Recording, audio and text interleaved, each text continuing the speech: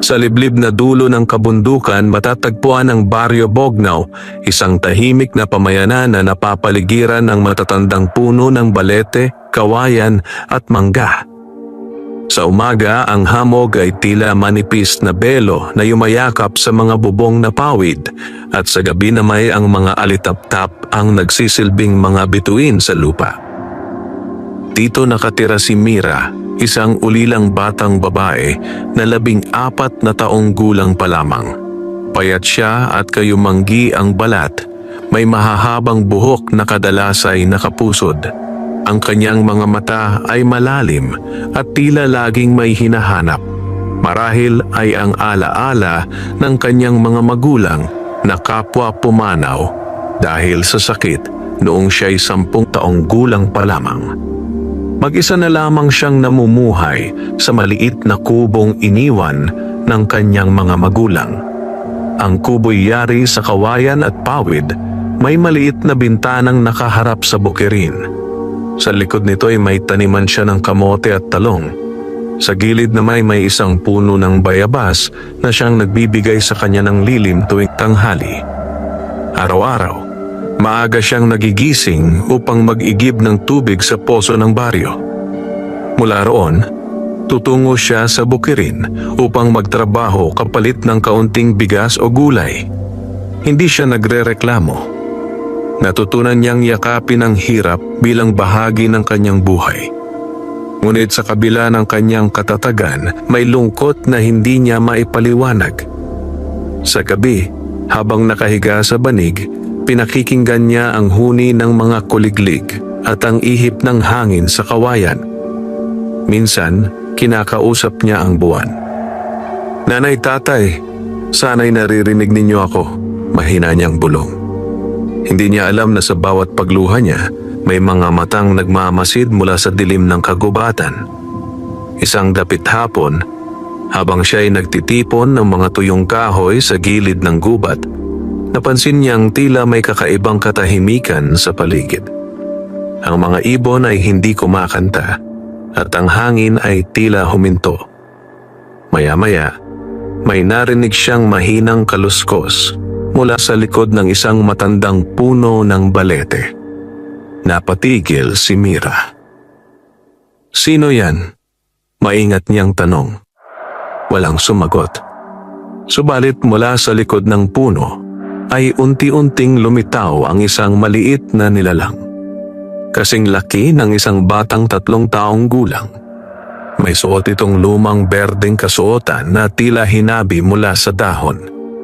Maputi ang balat at may matatalim ngunit malulungkot na mga mata. Napaatras si Mira ngunit hindi siya sumigaw. "Huwag kang matakot," mahinang wika ng nilalang. Ang tinig nito ay manipis ngunit malinaw.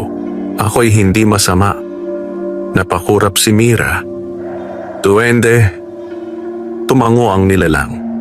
"Ako'y nagmula sa ilalim ng punong ito. Matagal na naming pinangangalagaan ang kagubatang ito."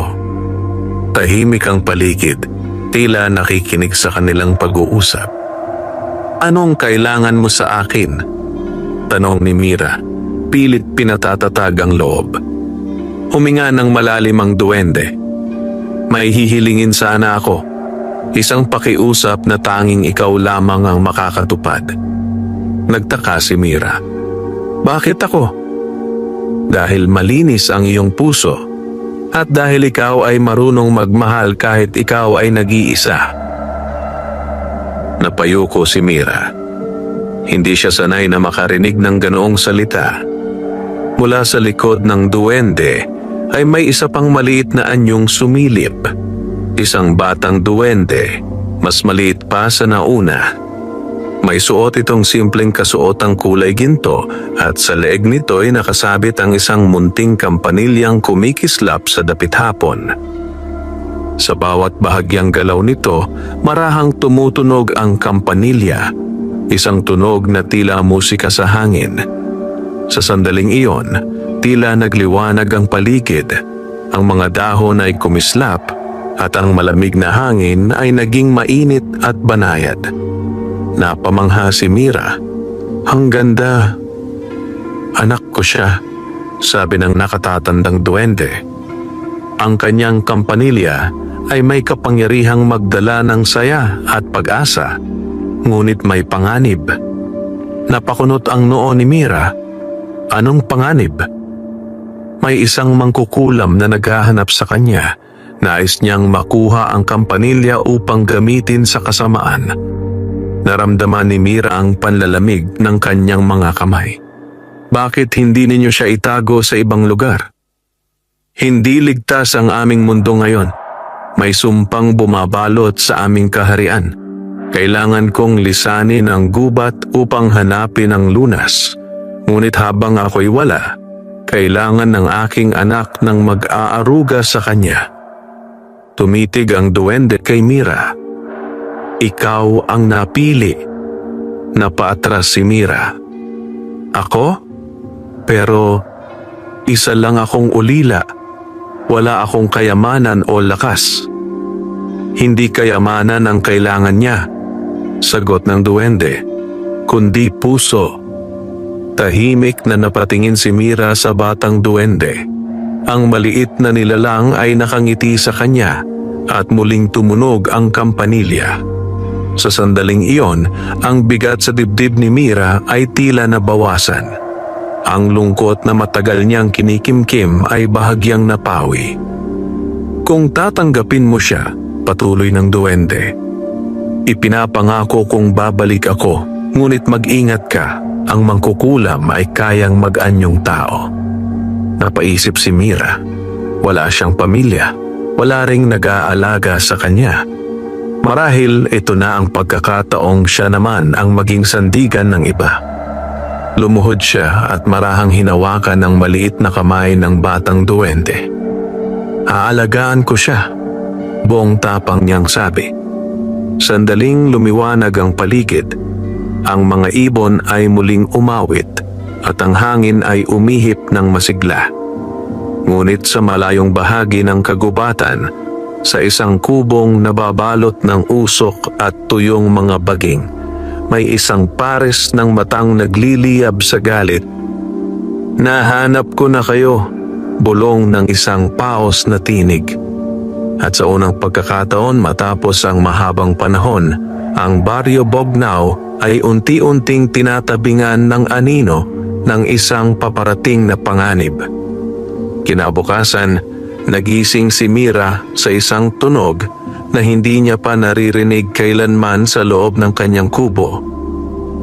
Ting, ting, ting. Marahan, malinaw, at tila may dalang init ang bawat pagkalansing. Dahan-dahan siyang bumangon mula sa kanyang banig. Sa unang sandali, inakala niyang nananaginip lamang siya. Ngunit nang imulat niya ang kanyang mga mata, nasilayan niya ang maliit na anyong nakaupo sa may bintana. Ang batang duwende na may suot na gintong kampanilya sa leeg. Sinasalubong nito ang unang sinag ng araw. Ang liwanag na tumatama sa kampanilya ay tila nagiging maliliit na hibla ng ginto na sumasayaw sa loob ng kubo. Ang dati payak at madilim na silid ay tila naging mas maliwanag at mas mainit. Napangiti si Mira. Magandang umaga, mahina niyang bati. Napalingon ang batang duwende at ngumiti rin. Ang mga mata nito'y singliwanag ng umaga. Muli itong gumalaw at marahang tumunog ang kampanilya. Sa bawat kalansing, may kakaibang pakiramdam na dumadaloy sa hangin. Tila ba may hindi nakikitang kamay na humahaplos sa puso. Lumapit si Mira at naupo sa tabi nito. Gutom ka ba? Tanong niya. Bagaman hindi niya alam kung kumakain ba ng kanin ang mga duwende. Tumango ang bata, ngunit hindi sa paraan ng isang gutom na tao.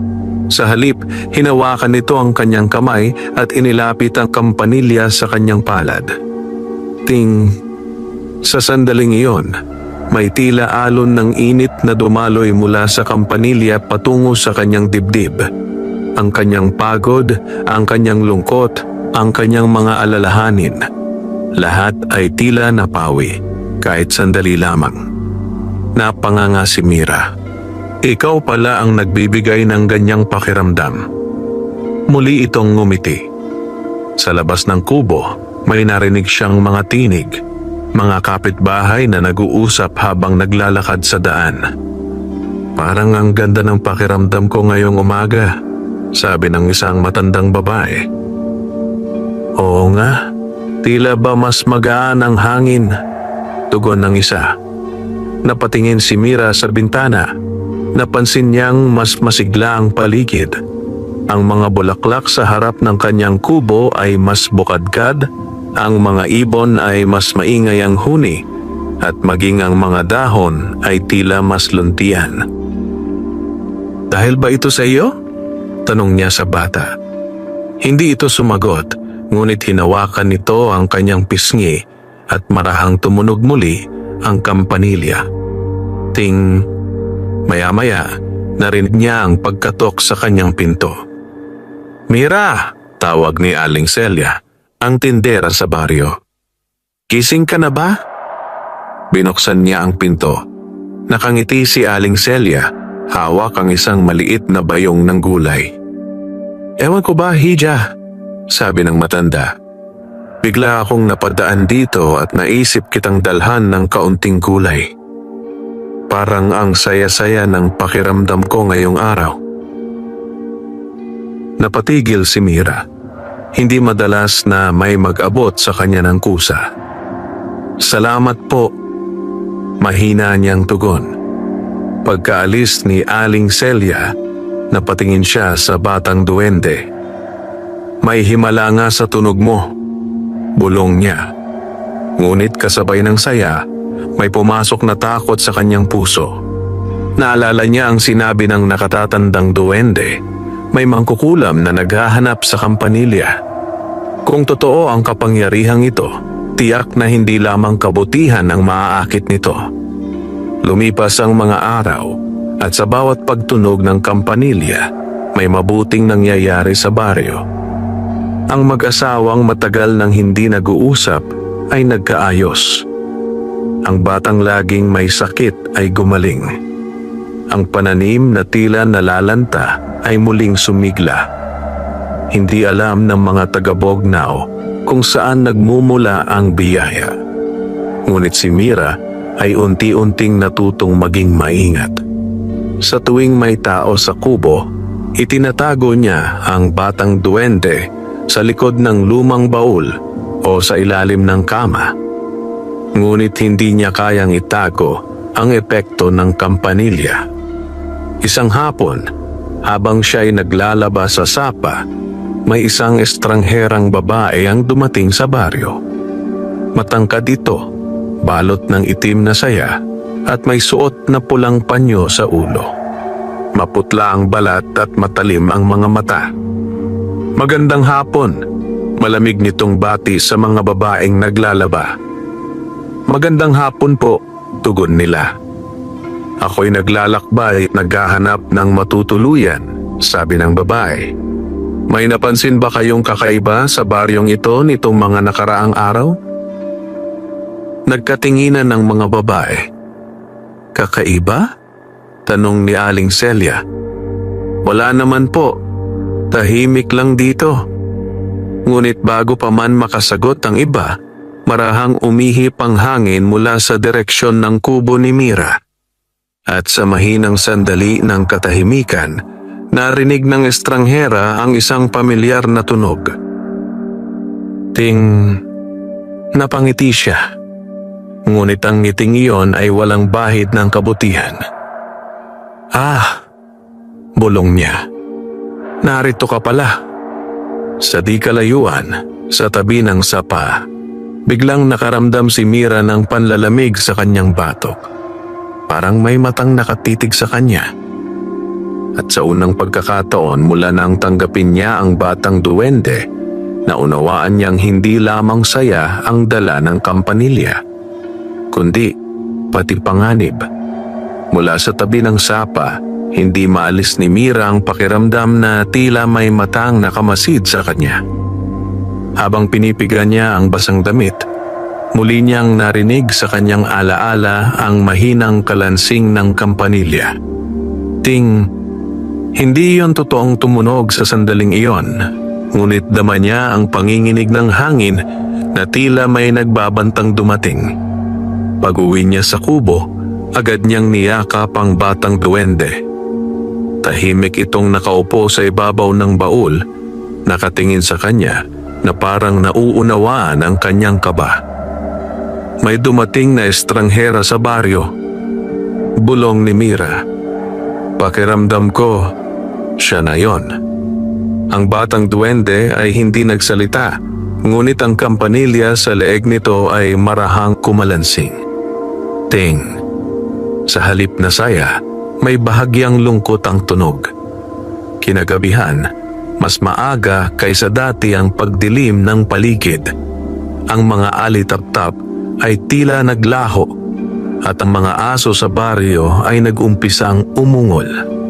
Habang nakahiga si Mira sa banig, hindi siya makatulog.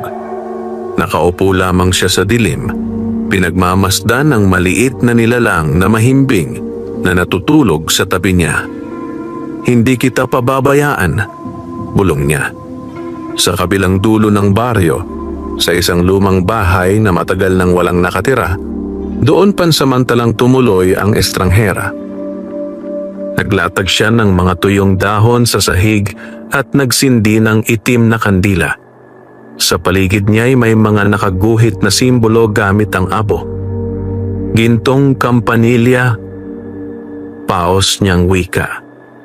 Kapangyarihang kayang bumuhay at magpasaya. Kapangyarihang kayang kontrolin ang puso ng tao. Isinara niya ang kanyang mga mata at inilapat ang palad sa lupa. Mula sa ilalim ng lupa, may bahagyang pagyanig. Nararamdaman kita, bulong niya. Malapit ka lamang. Kinabukasan, nagising ang baryo sa kakaibang balita. Ang pananim ni Mang Cardo na matagal nang hindi namumunga ay biglang namulaklak ng sabay-sabay. Ang mga bata ay masiglang naglalaro sa gitna ng daan. Maging ang dating masungit na si Aling Berta ay nakitang tumatawa. Hindi nila alam na sa loob ng kubo ni Mira muling tumunog ang kampanilya. Ting! Ngunit sa pagkakataong iyon, kasabay ng tunog ay may aninong gumapang sa labas ng bintana. Habang abala si Mira sa pag-aayos ng kanyang tanim, may kumatok sa kanyang pinto. 3 marahang katok. Kumirot ang kanyang dibdib. Binuksan niya ang pinto. Nakatayo roon ang estranghera. Magandang umaga, malamig nitong bati. Magandang umaga po, tugon ni Mira, pilit pinapakalma ang sarili. Napansin ko, patuloy ng babae, na tila masigla ang bahaging ito ng baryo, lalo na sa paligid ng iyong kubo. Hindi sumagot si Mira. May kasama ka ba rito? Tanong ng estranghera, dahan-dahang sumisilip sa loob. Wala po. Mabilis na sagot ni Mira. Ngunit sa sandaling iyon, sa loob ng kubo, may mahinang kalansing na umalingaw-ngaw. Ting! Nagliwanag ang mga mata ng estranghera. Anong tunog iyon? Tanong niya. Bahagyang ngumiti. Wala po, ulit ni Mira, ngunit nanginginig na ang kanyang tinig. Biglang umihip ang malamig na hangin. Ang mga dahon sa paligid ay nagsimulang umikot sa paanan ng estranghera. Hindi mo ako maloloko, bata, bulong nito, at ang kanyang tinig ay tila naging mas malalim. Nararamdaman ko ang mahika. Sa loob ng kubo, ang batang duwende ay napamulat. Ang kampanilya sa leeg nito ay bahagyang kumikislap. Muling tumunog. Ting! Ting! Sa pagkakataong ito, hindi lamang saya ang dala ng tunog. Mula sa kampanilya ay may liwanag na kumalat, dahan-dahang bumabalot sa buong kubo. Ang hangin ay naging mas mainit, at ang mga simbolo sa isip ng mangkukulam ay tila naglaho. Napaatras ang estranghera, napapikit sa silaw. "Ano ito?" sigaw niya. Lumabas si Mira mula sa pinto at tumayo sa pagitan ng kubo at ng babae. "Hindi ko kayo papayagang saktan siya," matatag niyang sabi kahit ang kanyang mga tuhod ay nanginginig. Unti-unting humina ang liwanag, ngunit ang kampanilya ay patuloy na kumikislap. Napatingin ang estranghera kay Mira. Hindi na mayabang ang mga mata, kundi puno ng pagtataka. "Hindi ka takot?" tanong nito. "Takot," sagot ni Mira. "Pero hindi sapat ang takot para talikuran ang inaalagaan ko." Sandaling natahimik ang paligid. Pagkatapos ay unti-unting napangiti ang mangkukulam. Isang ngiting mas malamig kaysa dati. Kung ganoon, bulong niya, mas magiging masaya ang laban. Sa isang iglap, naglaho siya sa hangin, naiwan ang malamig na simoy at ang umiikot na mga tuyong dahon. Napahawak si Mira sa kanyang dibdib. Sa loob ng kubo, lumapit ang batang duwende at niyakap ang kanyang binti. Marahang tumunog ang kampanilya. Ting! Ngunit ngayon, alam na ni Mira. Hindi ito basta himala lamang. Isa itong ilaw na kailangang ipaglaban sa gitna ng paparating na dilim. Mula nang maglaho ang estranghera sa harap ng kanyang kubo, hindi na muling nakatulog ng mahimbing si Mira. Sa araw, pilit niyang ipinagpapatuloy ang kanyang gawain. Nagdidilig ng tanim, nag-iigib ng tubig, tumutulong sa kapitbahay kapalit ng kaunting bigas. Ngunit sa bawat hakbang niya sa daan ng Baryo Bognao, daman niyang may matang nakasunod sa kanya. Ang batang duwende ay hindi na masyadong naglalaro. Madalas itong nakadikit sa kanyang tabi, tahimik, waring nakikinig sa mga bulong ng hangin. Ang gintong kampanilya sa leeg nito ay hindi na basta-basta tumutunog. Tila pinipili nito ang sandaling dapat itong marinig. Isang gabi, habang ang buwan ay manipis at halos matakpan ng ulap, biglang nag-iba ang ihip ng hangin. Ang mga aso sa baryo ay sabay-sabay na umungol. Napabangon si Mira mula sa kanyang banig. "Maya!" Mahina niyang tawag sa batang duwende, isang pangalang ibinigay niya rito. "Nararamdaman mo ba?" Tumango ang bata. Ang kampanilya ay bahagyang kumalansing. Ting! Ngunit ang tunog ay tila naputol sa gitna. Mula sa labas ng kubo ay may narinig siyang yabag. Hindi ito yabag ng tao na dumaraan lamang. Mabagal, mabigat, paulit-ulit. Tok, tok, tok. Parang may umiikot sa paligid ng bahay. Humawak si Mira ng lumang kahoy na sandok. Iyon lamang ang maaari niyang gawing panangga. Lumapit siya sa bintana at marahang sumilip. Sa liwanag ng buwan, may nakita siyang aninong gumagalaw sa likod ng puno ng bayabas. Isang matangkad na anyo. Unti-unti itong lumabas mula sa dilim. Ang estranghera. Ngunit hindi na ito mukhang ordinaryong babae. Ang kanyang buhok ay tila humahaba at gumagapang sa hangin. Ang kanyang mga mata ay nagliliyab ng mapusyaw na pula. Ang kanyang mga daliri ay tila mas mahaba at mas matalim. "Alam kong naririyan ka," malamig nitong wika. Nanigas si Mira. "Hindi mo ako mapipigilan, bata. Ang kapangyarihang dala mo ay hindi para sa isang ulila." Sa loob ng kubo, ang batang duwende ay yumakap sa kanyang palda. Muling tumunog ang kampanilya. Ting! Sa pagkakataong ito, may kakaibang alon ang kumalat sa paligid ng kubo. Ang lupa ay tila bahagyang umuga at ang mga dahon sa bayabas ay nagliwanag. Sumigaw ang mangkukulam sa inis. "Ibigay mo sa akin ang kampanilya." Isang malakas na hangin ang umihip, at ang pinto ng kubo ay biglang bumukas ng malakas. Napaatras si Mira ngunit hindi siya tumakbo. "Hindi ko ibibigay!" sigaw niya. "Hindi mo naiintindihan ang hawak mo," sagot ng mangkukulam. "Sa kampanilyang iyon, kaya kong kontrolin ang tuwa ng tao. Kaya kong ipagkait ang saya at ibigay lamang sa mga susunod sa akin." Ang mga mata ni Mira ay napuno ng luha ngunit hindi ng takot. "Hindi pag-aari ng kahit sino ang saya," sagot niya. "Hindi iyon dapat kinokontrol." Sa galit, itinaas ng mangkukulam ang kanyang kamay. Mula sa kanyang palad ay lumabas ang itim na usok na gumapang patungo sa kubo. Sumingaw ang lamig sa hangin. Ang mga pader ng kubo ay nagsimulang manginig. "Maya!" sigaw ni Mira. Ang batang duwende ay tumingin sa kanya at sa unang pagkakataon, hindi na ito mukhang bata lamang. Ang mga mata nito ay nagningning na parang araw. Malakas na tumunog ang kampanilya. Ting ting ting! Ang liwanag ay sumabog mula sa munting kampanilya, bumalot sa kubo, sa lupa at sa hangin.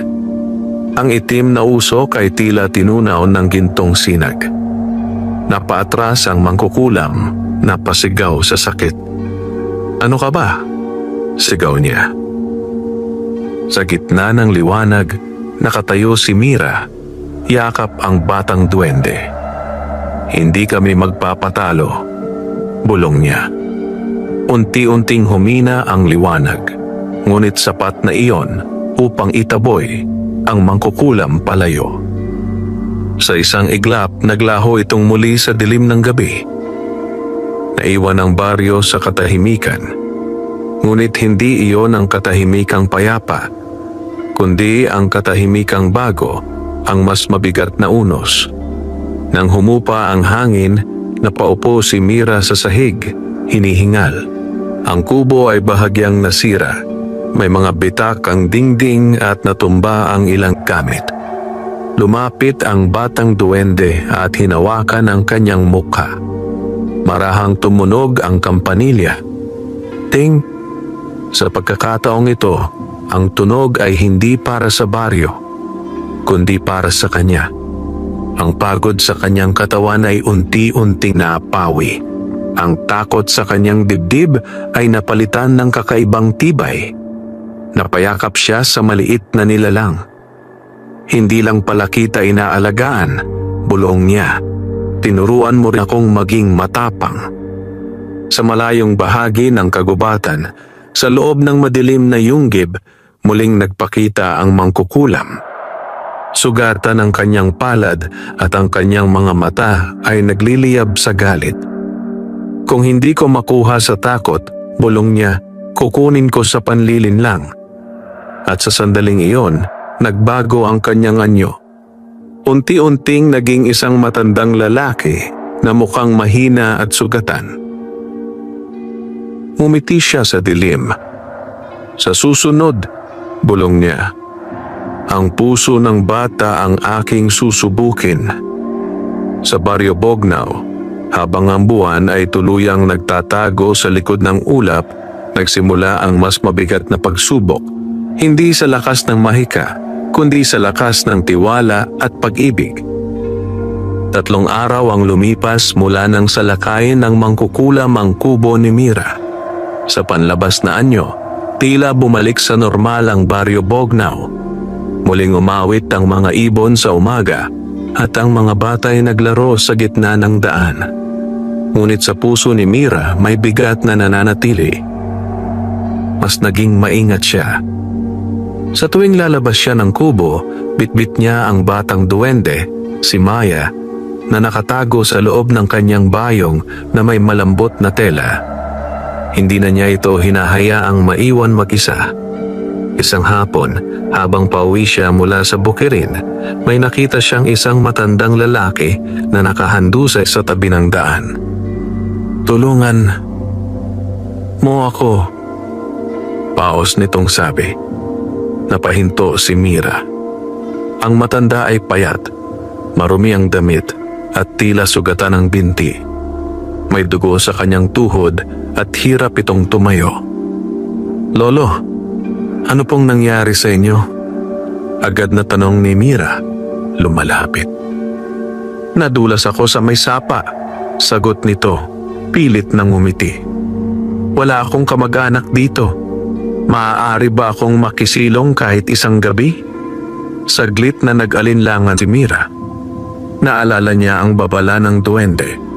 Ang mangkukulam ay kayang maganyong tao. Ngunit habang nakatingin siya sa matanda, may kumirot sa kanyang puso. Naalala niya ang kanyang ama. Ang pagod nitong muka tuwing uuwi mula sa bukid. "Hindi ko kayang pabayaan siya," bulong niya sa sarili. Sa loob ng bayong, si Maya ay bahagyang gumalaw. Mahina ang tunog ng kampanilya. Ting, hindi iyon malakas. Hindi iyon nagbabala. "Halika po," sabi ni Mira sa matanda. "Sa kubo ko muna kayo magpahinga." Sa kanyang likuran, may bahagyang pagkurap sa mga mata ng matanda. Isang mabilis na kislap na hindi napansin ni Mira. Pagdating sa kubo, tinulungan niya ang matanda na mahiga sa banig. Nilinis niya ang sugat nito at binigyan ng tubig. "Maraming salamat, apo," sabi ng matanda. "Bihira na ang may pusong tulad mo." Ngumiti si Mira, ngunit may bahagyang kaba sa kanyang dibdib.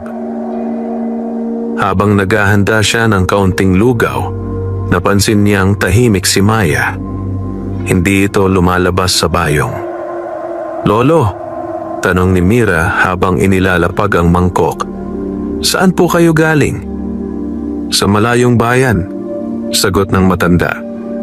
"Matagal na akong naglalakbay. May hinahanap ako." "Hinahanap?" ulit ni Mira. "Isang bagay na makapagpapabalik ng nawala kong kapangyarihan."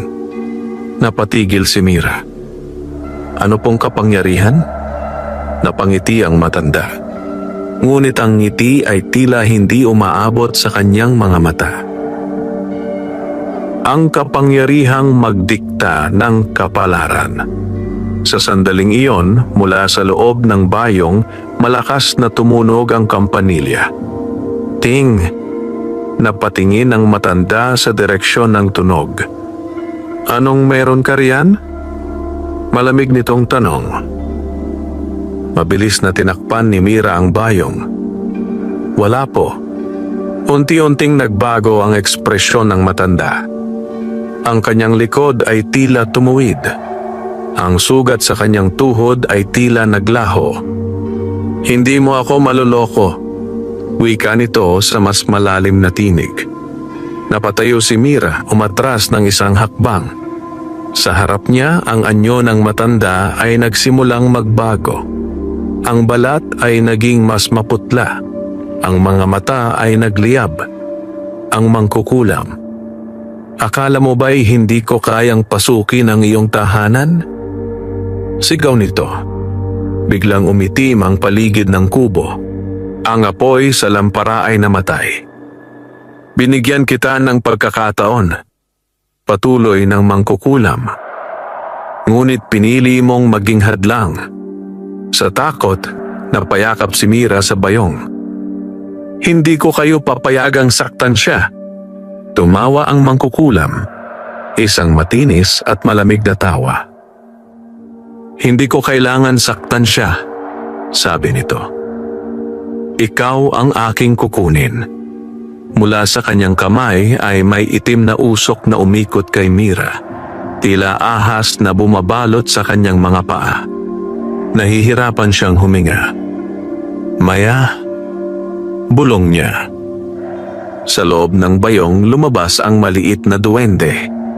Ang kampanilya ay nagliliyab sa gintong liwanag. Malakas itong tumunog. Ting, ting, ting. Ang liwanag ay sumabog sa loob ng kubo. Tinunaw ang itim na usok. Napaatras ang mangkukulam. Napasigaw sa sakit. "Hindi maaari," sigaw nito.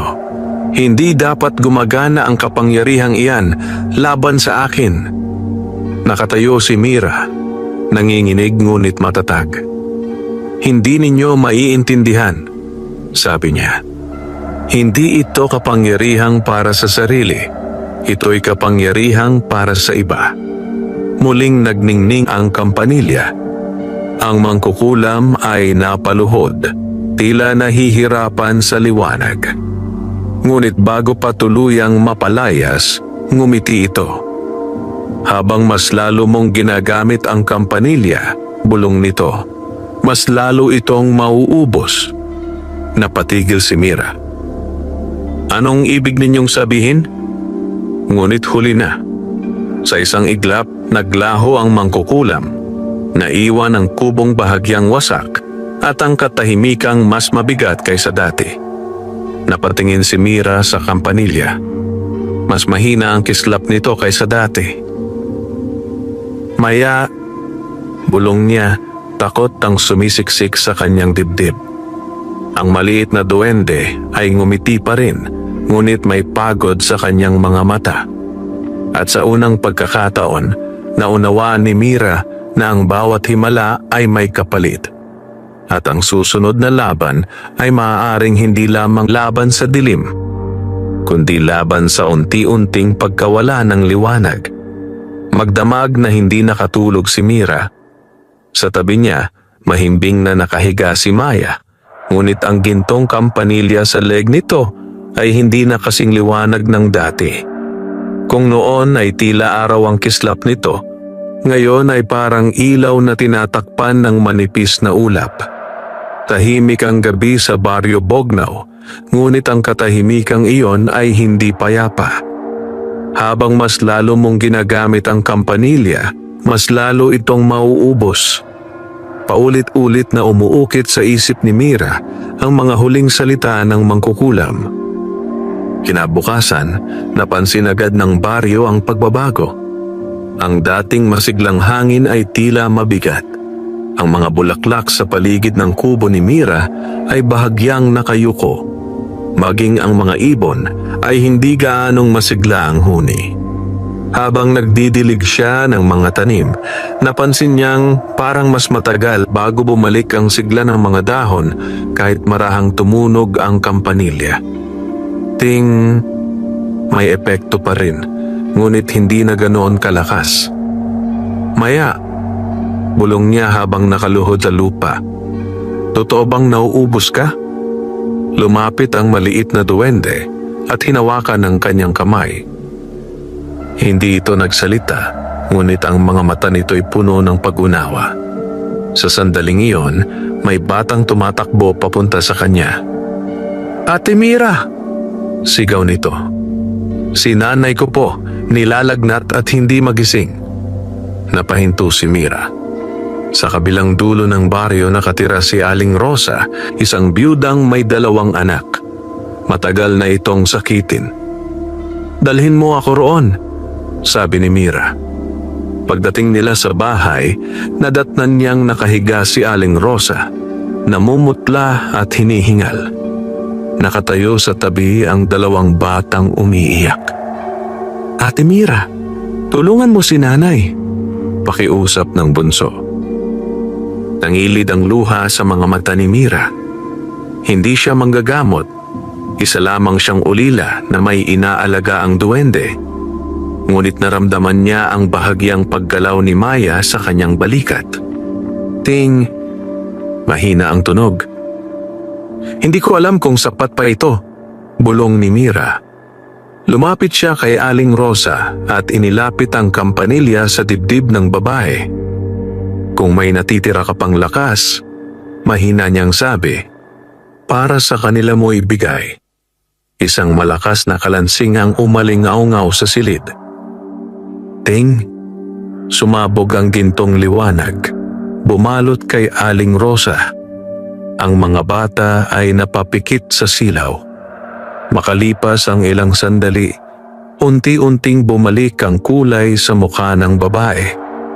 Ang kanyang paghinga ay naging maayos. Nay, sabay na sigaw ng mga bata. Napaupo si Aling Rosa, tila naguguluhan ngunit buhay.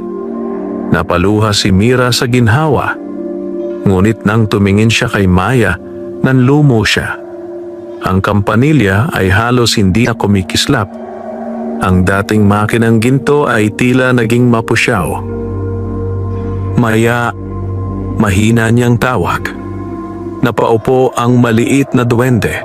Pagod ang kanyang mga mata. Sa labas ng bahay, may malamig na hangin na dumaan. Sa malayong bahagi ng baryo, sa ilalim ng isang punong balete, nakatayo ang mangkukulam sa kanyang tunay na anyo. Nakikita mo ba? Bulong nito sa hangin. Unti-unti kang humihina. Ngumiti siya. Hindi ko kailangang agawin ng kampanilya. Hahayaan kitang ubusin ang sarili mo para sa iba. Sa kubo ni Mira, habang pauwi sila ni Maya, mabigat ang bawat hakbang ng dalaga. Kung hindi ko gagamitin ang kampanilya, maaaring may magdusa, bulong niya. Ngunit kung gagamitin ko naman, baka tuluyan kang mawala. Napahinto siya sa gitna ng daan. Ang Baryo Bognao ay tila nakatingin sa kanya. Ang mga bahay, ang mga puno, ang mga taong umaasa. Muli niyang naalala ang kanyang sariling lungkot noon bago dumating si Maya. Ang pakiramdam ng pagiging mag-isa. Kung may isang bagay na ayaw niyang maranasan ng iba, iyon ay ang kawalan ng pag-asa. Lumuhod siya sa harap ni Maya. Hindi kita hahayaan na masayang, sabi niya. Pero hindi ko rin kayang ipikit ang mata ko sa paghihirap ng iba. Marahang tumunog ang kampanilya. Ting, mahina, ngunit malinaw. Sa sandaling iyon, may kakaibang init na dumaloy sa kanyang dibdib. Hindi mula sa kampanilya, kundi mula sa kanyang sarili. Unti-unti niyang naunawaan. Ang kampanilya ay hindi pinanggagalingan ng kapangyarihan. Isa lamang itong daluyan. At kung tama ang kanyang hinala, may isa pang paraan upang mapanatili ang liwanag. Isang paraang hindi umaasa lamang sa mahika. Ngunit bago pa niya tuluyang maunawaan ang lihim na iyon, muling nagdilim ang langit. Sa malayo, may mga ulap na kulay abo ang unti-unting nagtipon sa ibabaw ng Baryo Bognao. At sa gitna ng papalapit na unos, isang bagong pagsubok ang naghihintay, hindi lamang sa kampanilya, kundi sa mismong puso ni Mira.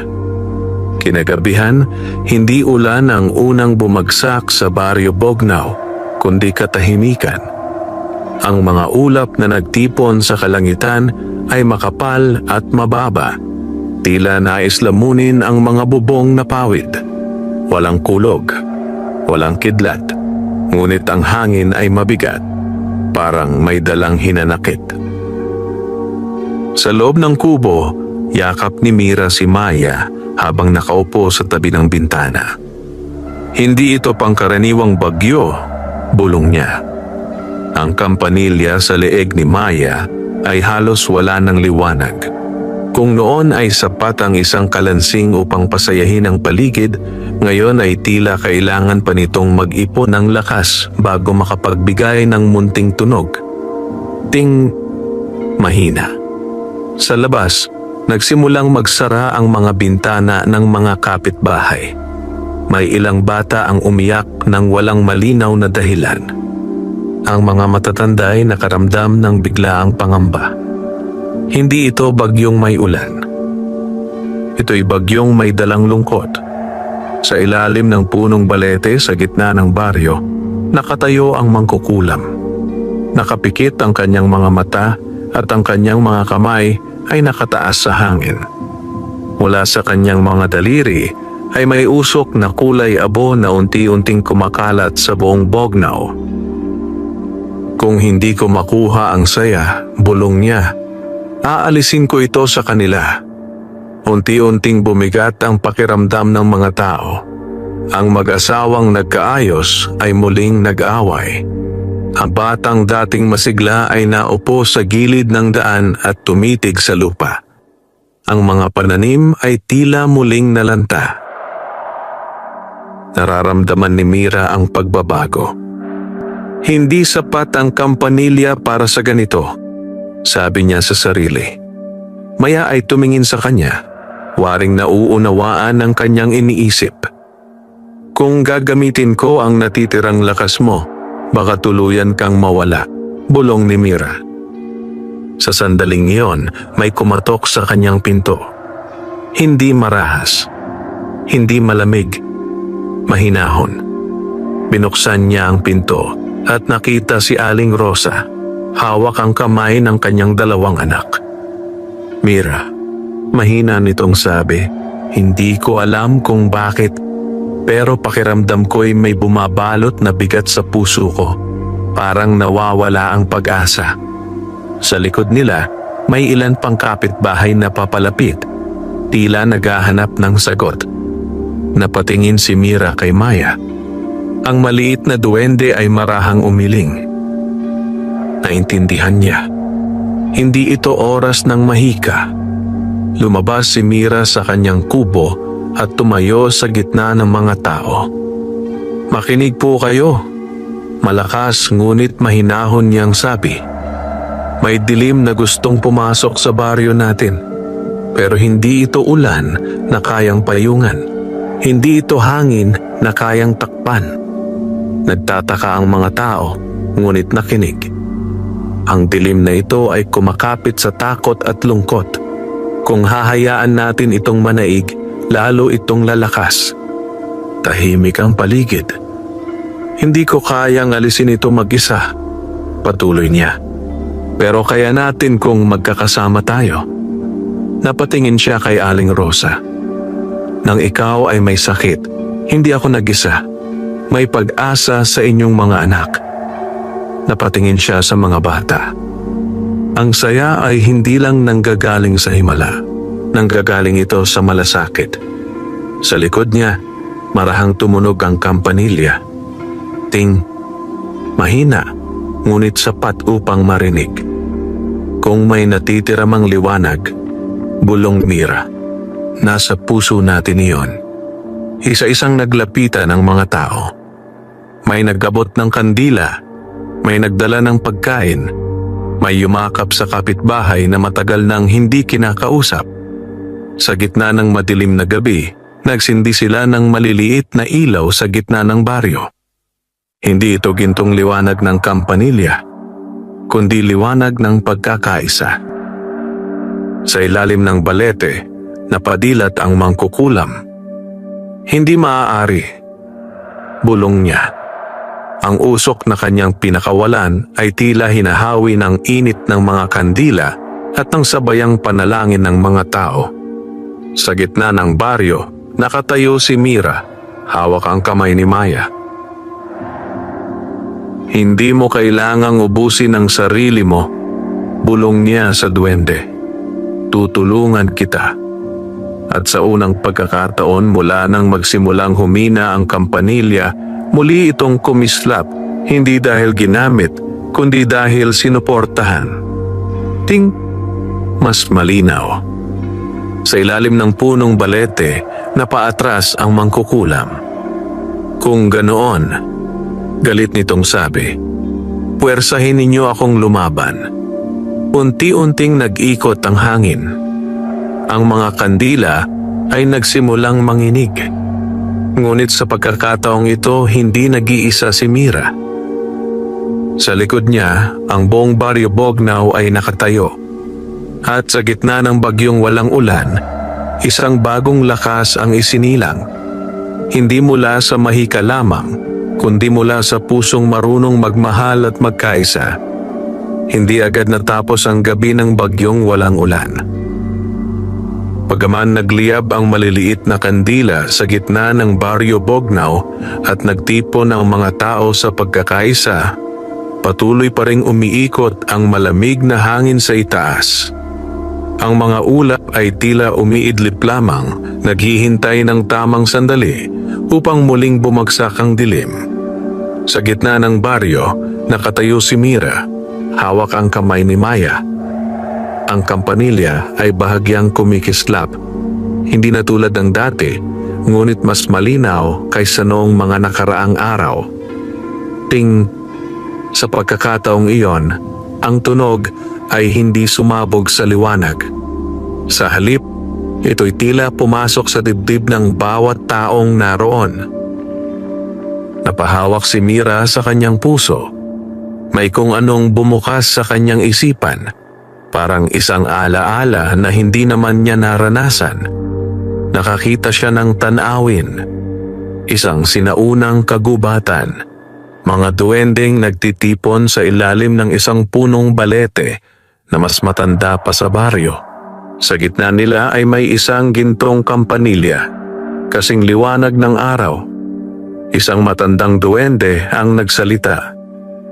Ang kampanilya ay hindi imbakan ng liwanag. Isa lamang itong paalala. Ang tunay na mahika ay nasa pusong marunong magbigay. Naglaho ang pangitain.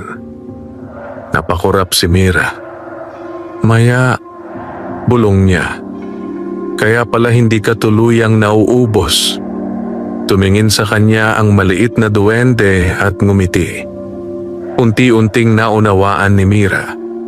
Sa tuwing ginagamit niya ang kampanilya upang tumulong, hindi ito ang nauubos, kundi ang sarili nitong lakas ang kanyang ipinapasa. At kung walang ibang magbibigay ng liwanag, siya lamang ang sasalo ng bigat. Ngunit ngayong nagkakaisa ang baryo, may iba ng pinanggagalingan ng init. Hindi na lamang kampanilya, kundi ang mga puso ng tao. Sa ilalim ng balete, muling nagpakita ang mangkukulam. Ang kanyang mga mata ay mas madilim kaysa dati. Ano ang ginagawa ninyo? Sigaw nito. Hindi ninyo kayang labanan ang sumpa ko sa pamamagitan ng kandila at yakap. Nag-ikot ang hangin, mas malakas kaysa kanina.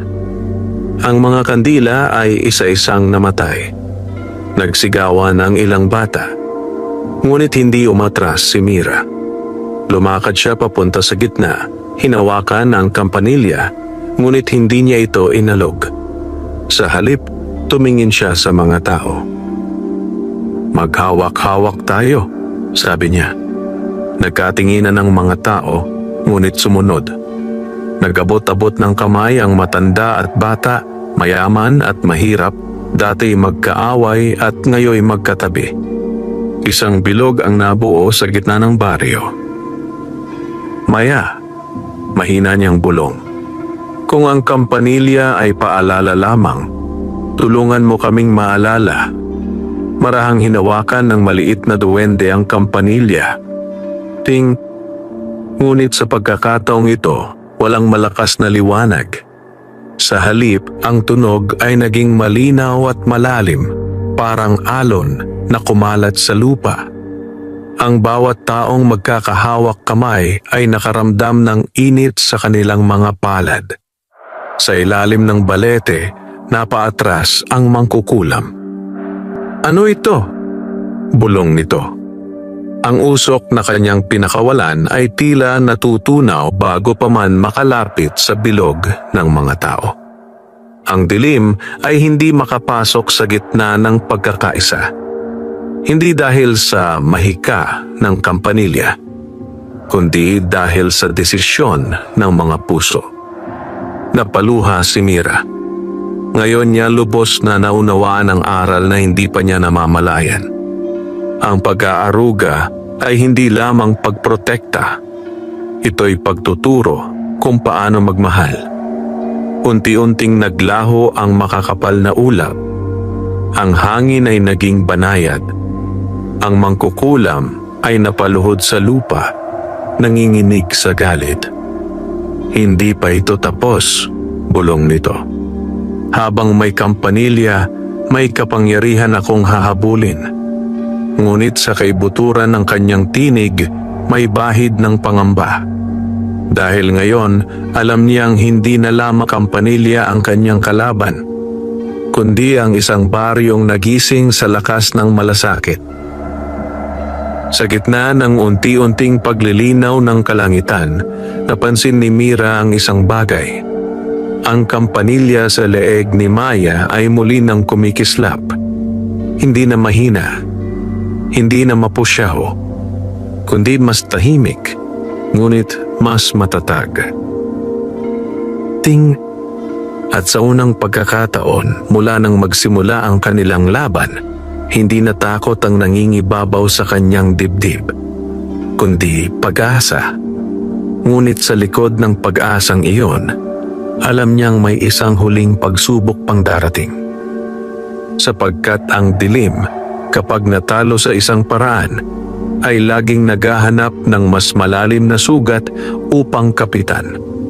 At sa pagkakataong iyon, hindi na ang baryo ang susubukin, kundi ang mismong puso ni Mira.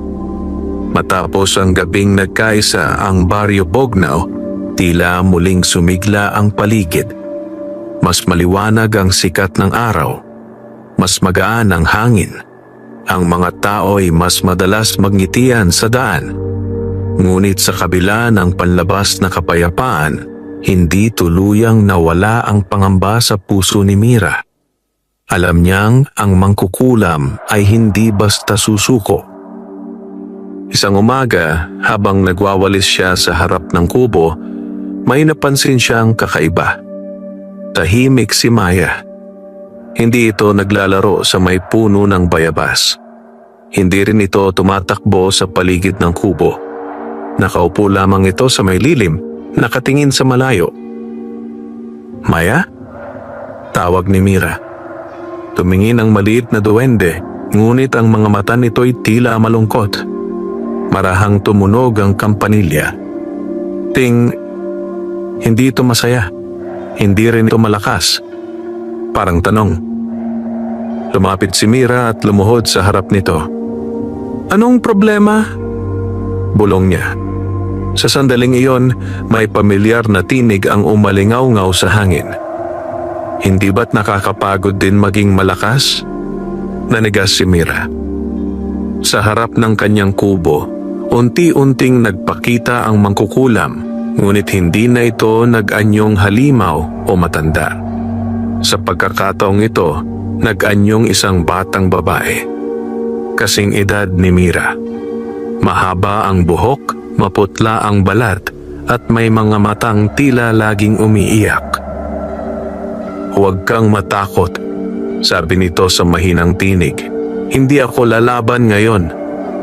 "Huwag kang maniwala," agad na bulong ni Mira sa sarili. Ngunit hindi umatake ang mangkukulam. Sa halip, tumingin ito kay Maya. "Alam mo ba," patuloy nito, "na kung wala ka, mas magiging payapa ang baryo? Hindi ka na nila kakailanganin. Hindi ka na mauubos." Napatingin si Mira kay Maya. "Tumahimik ka," matatag niyang sabi. Ngunit ang mangkukulam ay ngumiti ng malungkot. "Hindi ko kailangang sirain ang baryo. Sapat nang sirain ko ang tiwala." Lumapit ito ng ilang hakbang.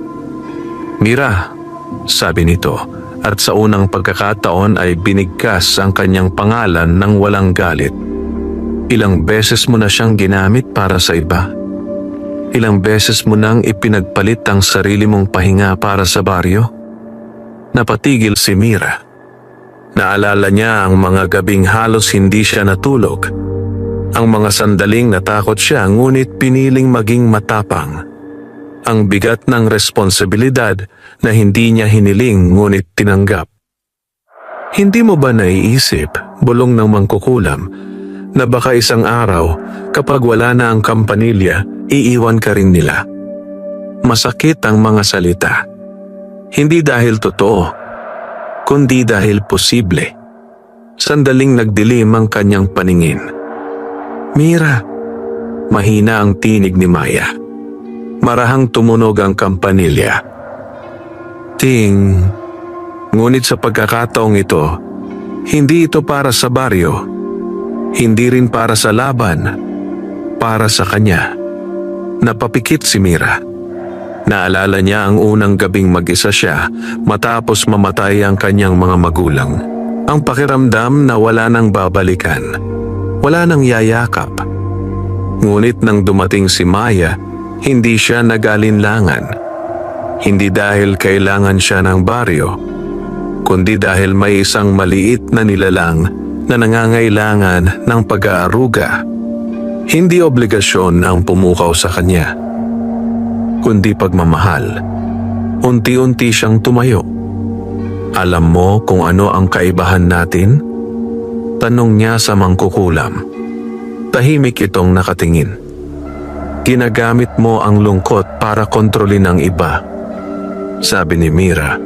Ako, ginagamit ko ang pagmamahal para palayain sila. Napangiwi ang mangkukulam. Kapag nawala ang kampanilya, hindi mawawala ang aral. Patuloy ni Mira. Natuto na silang magmahal at magtulungan. Hindi nila ako kailangan para magkaisa. Sa likod niya may mga yabag. Isa-isa, lumapit ang mga taga-baryo. Hindi sila tinawag. Hindi sila pinilit. Naroon sila dahil pinili nila. Hindi ka nag-iisa, Mira, sabi ni Aling Rosa. Tama siya, dagdag ni Mang Cardo. Hindi kampanilya ang dahilan kung bakit kami nagbago. Napaatras ang mangkukulam. Hindi maaari. Bulong nito. Muling tumunog ang kampanilya. Ting. Ngunit ngayon, ang liwanag ay hindi nagmula rito. Nagmula ito sa mga mata ng bawat taong naroon. Ang mangkukulam ay napaluhod. Hawak ang kanyang ulo. Bakit hindi ko kayo mabasag? Sigaw nito. Lumapit si Mira, hindi may galit kundi may awa. Dahil hindi kami takot na masaktan, sagot niya. Ang pusong marunong magmahal ay kayang masugatan, ngunit hindi madaling masira. Unti-unting naglaho ang anyo ng mangkukulam, tila usok na tinatangay ng hangin. Bago ito tuluyang mawala, may isang luhang pumatak mula sa kanyang mata. At sa unang pagkakataon, hindi ito mukhang halimaw, kundi isang nilalang na matagal nang nabalot ng sariling dilim. Tahimik ang baryo. Napaupo si Mira sa lupa, hinihingal. Lumapit si Maya at niyakap siya. Marahang tumunog ang kampanilya. Ting. Hindi na ito sigaw ng laban, kundi bulong ng katotohanan. At sa sandaling iyon, naunawaan ni Mira. Ang pinakamatinding sugat ay hindi sa katawan, kundi sa puso. At ang tanging lunas dito ay pag-ibig na hindi sumusuko. Lumipas ang ilang araw matapos ang huling paghaharap. Wala nang nagpakitang anyo ang mangkukulam. Wala nang malamig na usok na gumagapang sa lupa. Ang Baryo Bognao ay muling nabalot ng payapang umaga at tahimik na gabi. Ngunit may nagbago. Hindi lamang sa baryo, kundi sa puso ni Mira. Isang dapit hapon, habang ang langit ay kulay kahel, at ang mga ibon ay pauwi na sa kanilang pugad, nakaupo si Mira sa ilalim ng puno ng bayabas. Katabi niya si Maya, tahimik na pinagmamasdan ng mga batang naglalaro sa di kalayuan. Ang kampanilya sa leeg nito ay kumikislap sa sinag ng papalubog na araw. Ting, marahan, mas banayad kaysa dati. Maya, bulong ni Mira, pakiramdam ko'y malapit na ang pagbabalik ng iyong ama. Tumingin sa kanya ang maliit na duwende at ngumiti. Sa sandaling iyon, may banayad na liwanag na bumalot sa paligid. Mula sa lilim ng kagubatan, unti-unting lumitaw ang nakatatandang duwende, ang ama ni Maya. Mas maliwanag ang kanyang anyo kaysa noong una silang nagkita. Ang kanyang mga mata ay puno ng pasasalamat. Tinupad mo ang iyong pangako. Wika nito kay Mira. Hindi mo lamang inalagaan ang aking anak. Tinuruan mo rin siyang maging bahagi ng mundo ng tao. Napayuko si Mira. Hindi ko po alam kung sapat ang nagawa ko. Sobra pa, sagot ng duwende. Ang kampanilya ay hindi ginawa upang maging sandata. Ito'y paalala lamang ng isang katotohanan na ang saya ay hindi kinokontrol kundi ibinabahagi. Lumapit si Maya sa kanyang ama, ngunit bago ito tuluyang sumama, huminto ito sa harap ni Mira. Tumingin ito sa kanya, mahaba, tahimik, puno ng kahulugan. Unti-unti nitong inalis ang gintong kampanilya sa kanyang leeg. Nanlaki ang mga mata ni Mira. Huwag, bulong niya. Sa iyo yan. Ngunit ngumiti si Maya at marahang isinabit ang kampanilya sa kanyang kamay. Isang malinaw at maliwanag na tunog ang umaling-aungaw sa buong paligid. Hindi ito malakas, ngunit sapat upang marinig ng bawat pusong natutong magmahal. Maya, nangingilid ang luha ni Mira. Ang kampanilya ay hindi kailanman naubos, sabi ng nakatatandang duwende. Dahil ang tunay nitong pinanggagalingan ay hindi ang aming lahi, kundi ang puso ng taong marunong magaruga. Unti-unting nagliwanag ang paligid.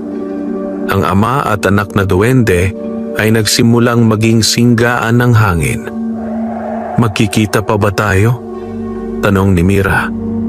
Ngumiti ang ama. Sa bawat mabuting gawa, sa bawat yakap na walang kapalit, sa bawat pusong pipiliing magmahal. At sa isang huling kislap ng liwanag, naglaho sila sa hangin. Tahimik na napaupo si Mira sa ilalim ng puno, hawak ang gintong kampanilya. Sandaling wala siyang naramdaman, parang may bahaging umalis sa kanya. Ngunit maya-maya, narinig niya ang tawanan ng mga bata. Narinig niya ang tawag ni Aling Rosa mula sa kalsada. Narinig niya ang huni ng mga ibon. At sa gitna ng lahat ng iyon, marahan niyang inalog ang kampanilya. Walang sumabog na liwanag. Walang mahikang kumalat sa lupa. Ngunit sa kanyang dibdib, may init na hindi nawawala. Unti-unting lumapit ang mga taga-baryo. Mira, sabi ni Mang Cardo, salamat. Hindi lang sa kampanilya, dagdag ni Aling Rosa, kundi sa pagpapaalala sa amin kung paano magmahal. Napangiti si Mira. Sa unang pagkakataon matapos ang mahabang panahon, hindi na niya naramdaman ang pagiging ulila. May baryo siyang pamilya. May pusong natutong magbigay at tumanggap. Habang lumulubog ang araw sa likod ng kabundukan, ang gintong kampanilya ay muling kumislap. Hindi bilang sandata, hindi bilang hiwaga, kundi bilang simbolo na ang pag-aaruga ay hindi nasusukat sa dugo, kundi sa malasakit. At sa baryo Bognao, may isang batang minsang nag-iisa, na ngayon ay naging ilaw ng marami. Hindi dahil sa mahika, kundi dahil pinili niyang magmahal. Wakas,